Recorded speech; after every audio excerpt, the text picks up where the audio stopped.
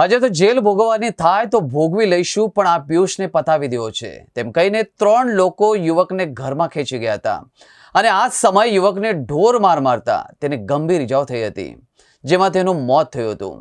લક્ષ્મીપુરા પોલીસે આરોપી પતિ પત્નીની ધરપકડ કરી છે અને એક આરોપીની શોધખોળ હાથ ધરી છે।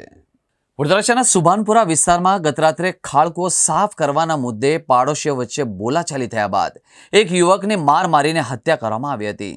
પોલીસે શાળા બનાવી તેમજ શાળાની પત્ની સામે ગુનો દાખલ કર્યો હતો।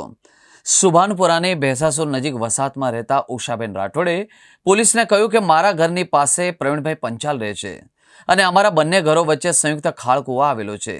અવારનવાર કોર્પોરેશન મારફતે સાફ પણ કરતા હોય છે।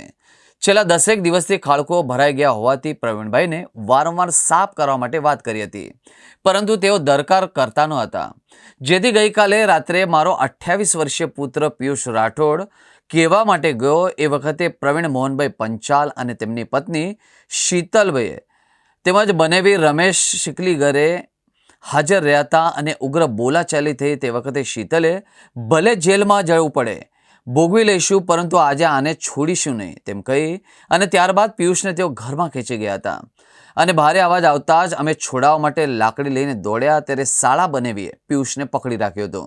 પિયુષ તેમના હાથમાંથી છટકીને બહાર નીકળી આવ્યો અને માથું પકડીને નીચે બેસી ગયો હતો અને ત્યારબાદ તે ઢળી પડતા હોસ્પિટલમાં લઈ જવામાં આવ્યો હતો, જ્યાં ડોક્ટરે તેને મૃત જાહેર કર્યો હતો। ખારકુવા મારો ટોયલેટનો ખારકુવો છે એ ભરાઈ ગયો છે અને એના કારણે પિયુષ વાત કરવા ગયો। 8-10 દિવસથી બોલાચાલી ચાલતી હતી। એ લોકો ધમકી આપતા હતા બપોરથી કે અમે આજે આને છોડીશું નહીં, મારી નાખીશું।